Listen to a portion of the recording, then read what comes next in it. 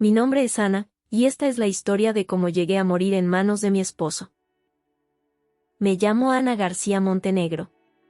Nací en esta misma ciudad, bajo un cielo de un azul intenso que ahora solo recuerdo como un color de postal. Conocí a Gabriel en la universidad. Él estudiaba ingeniería civil, una mente ordenada que buscaba construir estructuras que resistieran el paso del tiempo. Yo, literatura, perdida entre versos y las arquitecturas etéreas de las palabras. Éramos polos opuestos que se atraían con la fuerza de lo desconocido. Él me daba raíces, yo le ofrecía alas. O eso creíamos. Nuestro amor de jóvenes fue un edificio firme. Paseábamos horas, tomados de la mano, planeando un futuro que se veía tan sólido y brillante como el acero que él estudiaba. Me amaba con una devoción tranquila, previsible. Recuerdo sus regalos, siempre prácticos, siempre eternos. Una lámpara para leer, una bufanda de lana gruesa, un reloj. Para que midas el tiempo que pasaremos juntos, me dijo una vez, con una sonrisa tímida que me derretía. Él era mi roca. En un mundo que me parecía líquido y cambiante, Gabriel era la orilla. Nos casamos en un abril lluvioso. Prometimos amarnos, en la salud y en la enfermedad, y creímos, con la arrogancia de los 25 años, que la única enfermedad posible sería un resfriado fuerte. Compramos esta casa. Era su proyecto cumbre. La eligió por la solidez de las vigas, por la orientación sur de la cocina. Yo la amé por el jardín trasero, un lienzo en tierra donde soñaba con plantar lavanda y girasoles. Los primeros años fueron el eco de nuestras risas en habitaciones vacías, de noches haciendo el amor en el suelo de lo que sería nuestro salón, rodeados de cajas de cartón. Gabriel ascendió en su empresa. Los planos se volvieron más complejos, las obras más grandes, las ausencias más largas. Yo trabajaba como correctora de estilo desde casa, un trabajo silencioso que llenaba las horas pero no el espacio que él dejaba al marcharse. Poco a poco, la casa perfecta comenzó a sentirse como una cápsula muy bien aislada. Nuestras conversaciones, antes laberintos de sueños, se redujeron a logística. ¿Pagaste la hipoteca? Sí, ¿hay leche? En la nevera. Llego tarde mañana. Yo también. El silencio entre frase y frase se fue llenando de algo denso, como humedad en las paredes. Yo me convertí en una experta en descifrar sus estados de ánimo por el sonido de sus llaves al entrar, por la manera de dejar los zapatos en la entrada. Él, en un experto en no preguntar por el brillo ausente de mis ojos. Y entonces, llegó Leo. O más bien, se mudó. Al jardín de al lado. Su llegada fue un estruendo de cajas de libros, música de jazz antigua saliendo a todo volumen de unas ventanas abiertas de par en par, y el aroma inconfundible a tierra mojada y café recién hecho. Él era botánico, o algo así. Un hombre que trabajaba con las manos en la tierra, que hablaba de las plantas como si fueran viejas amigas. Su jardín era un caos exuberante y hermoso, una jungla en miniatura que hacía que nuestro césped impecable pareciera una alfombra de plástico. El primer contacto fue una cortesía.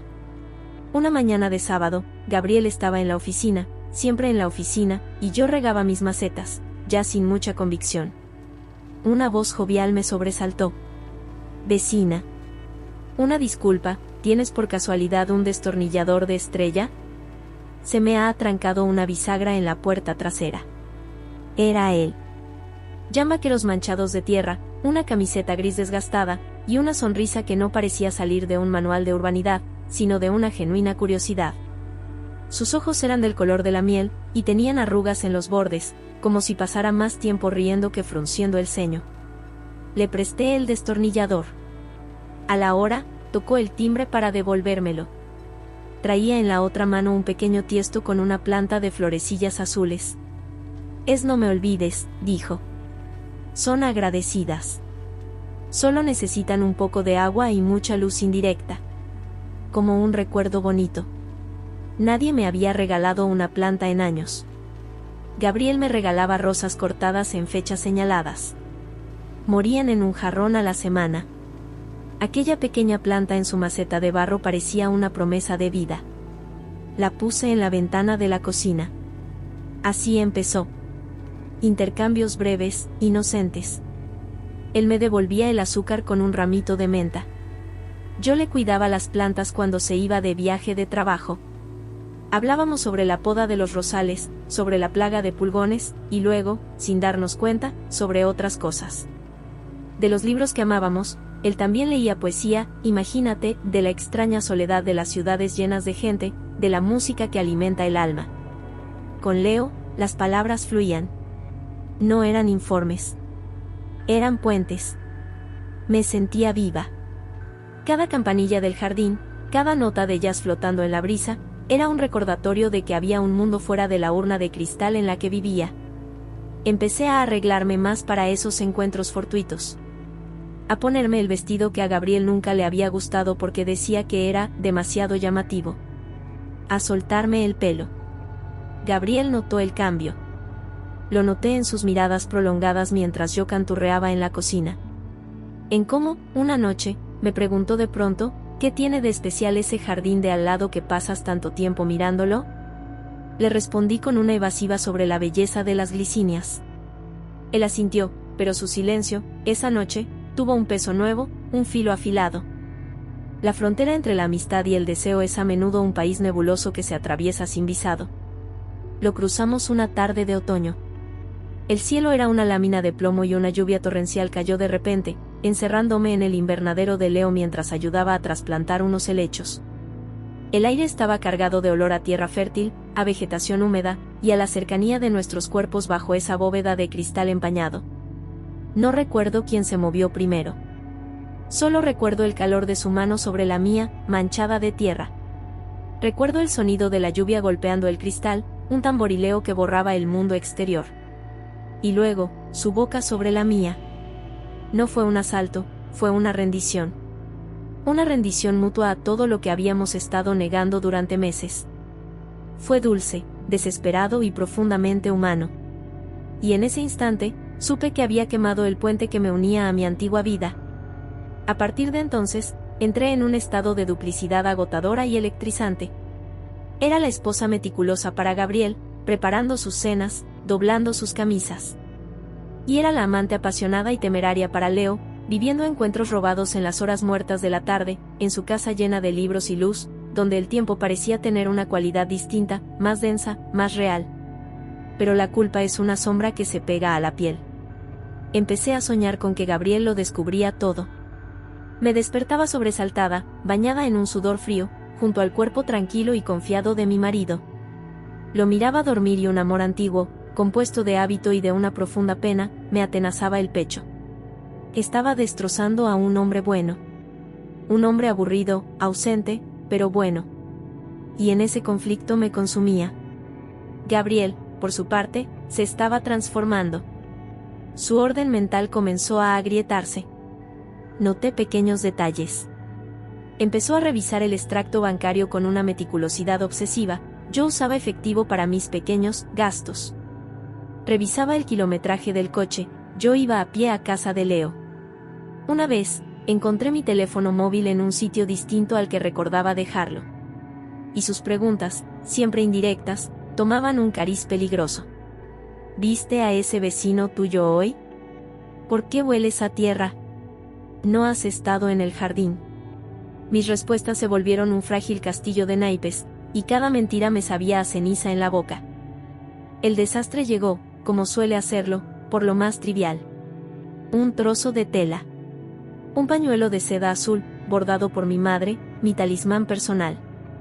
Lo llevaba a menudo. Un día de viento, en el jardín de Leo, se me escapó de los dedos y quedó atrapado entre la enredadera de la fachada. No lo noté hasta días después. Lo busqué por toda la casa, desesperada. Pensé que lo había perdido en el supermercado, en la calle. Me entristeció, pero lo di por perdido. Gabriel lo encontró.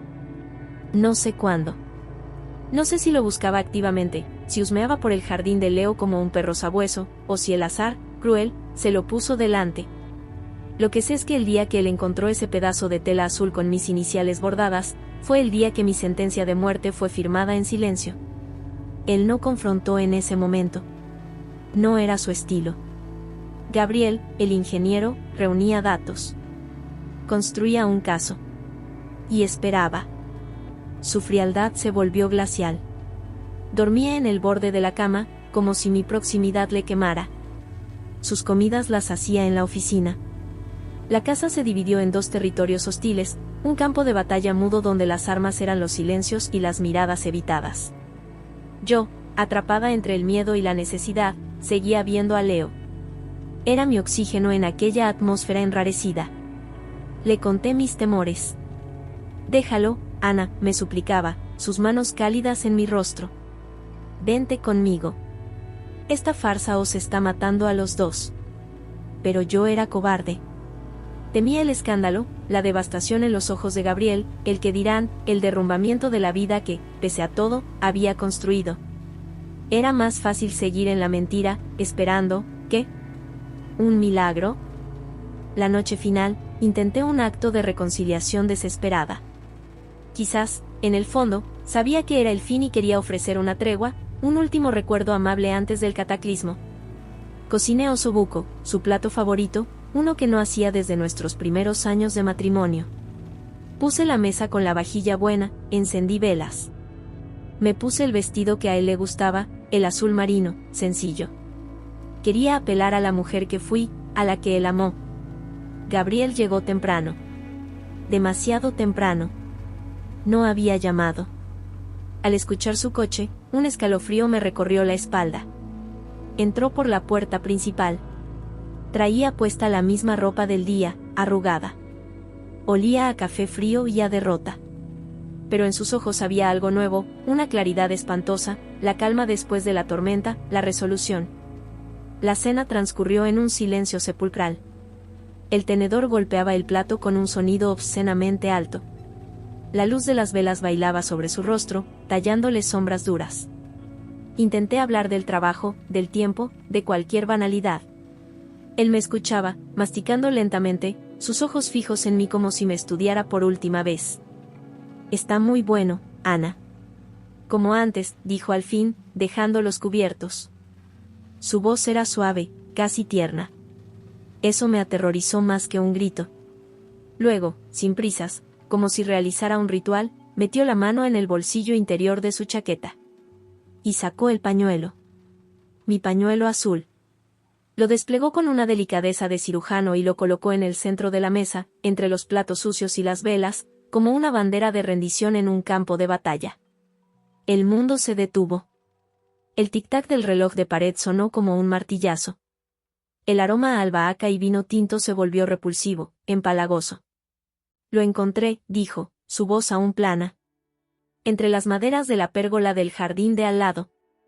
Estaba enredado, como si hubiera luchado por no caer. No dije nada. No podía. La verdad, física, tangible, estaba allí, manchando la mesa. Todas mis mentiras, mis precauciones, mi doble vida, reducida a un trozo de seda arrugada. «¿Qué tienes que decirme, Ana?», preguntó. Pero no era una pregunta. Era una condena. Intenté tragar, pero mi boca estaba seca. «Gabriel, lo siento, fue un error, una locura momentánea», las palabras salían torpes, insuficientes, hirientes. Él escuchaba, asintiendo ligeramente, como si confirmara una teoría largamente sostenida. «¿Cuánto tiempo?», preguntó. «Solo eso». «No importa». «¿Cuánto tiempo, Ana?». El estallido fue seco, cortante como cristal roto. Se levantó de la silla, y su sombra me cubrió por completo. Le dije. Le conté meses. Le conté la soledad. Le conté todo, entre sollozos que eran de vergüenza, de miedo, y de un horrible alivio. Él se quedó de pie, inmóvil, absorbiendo cada palabra como si fueran cuchillos. Vi como cada sílaba desgarraba lo último que quedaba de él. No hubo más preguntas. Cuando terminé, solo había un silencio tan absoluto que pensé que había enloquecido. Fue entonces cuando se acercó. No con rabia descontrolada, sino con una lentitud deliberada, fatal. Sus ojos ya no me veían a mí. Veían el fantasma de su esposa, la traición personificada, el colapso de todo su mundo ordenado. «Gabriel, por favor», susurré, retrocediendo hasta chocar con la encimera de la cocina. Podemos buscar ayuda. Terapia. Lo que sea». Él negó lentamente con la cabeza. Había lágrimas en sus ojos, pero no de dolor, sino de una pena infinita, oceánica. Ya no hay nada que arreglar, Ana. Solo escombros. Sus manos se alzaron. Esas manos que habían trazado planos para construir rascacielos, que me habían acariciado la cara en nuestra luna de miel, que firmaron la hipoteca de este nido que se había convertido en nuestra tumba. Se cerraron alrededor de mi cuello. No fue rápido. Fue una aplicación metódica, irrevocable, de una fuerza terrible. Sus dedos, fríos al principio, se calentaron contra mi piel. Yo forcejeé, instintivamente. Arañé sus antebrazos, dejando surcos rojos en la piel. Pataleé, golpeando los muebles de la cocina. Un jarrón se cayó y estalló en 1000 pedazos, esparciendo agua y no me olvides por el suelo. La ironía final. Mi visión comenzó a estrecharse, el túnel oscuro se cerraba. Los sonidos se amortiguaron, su respiración entrecortada, mi propio quejido ahogado, el ladrido lejano de un perro en la noche. En esos últimos segundos de conciencia, no pensé en Leo. No pensé en la pasión ni en la huida.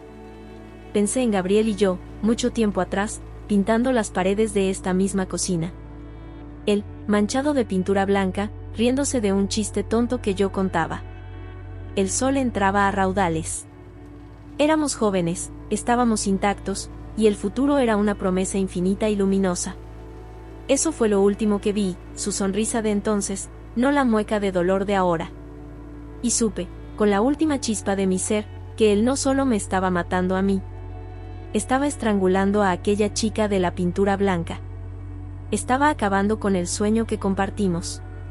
Estaba, por fin, silenciando el dolor insoportable de haber sido reemplazado, de haber sido desmoronado ladrillo a ladrillo. Ahora estoy aquí. Ya no estoy en el cuerpo que yace en el suelo frío, entre los cristales rotos y las flores marchitas. Floto en un limbo de quietud, desde donde lo veo todo. Veo mi cuerpo, con el vestido azul marino desordenado, una muñeca abandonada. Veo a Gabriel. Se ha desplomado de rodillas a mi lado. Ya no llora. Emite un sonido gutural, un aullido desgarrado que sale de lo más profundo de su alma rota.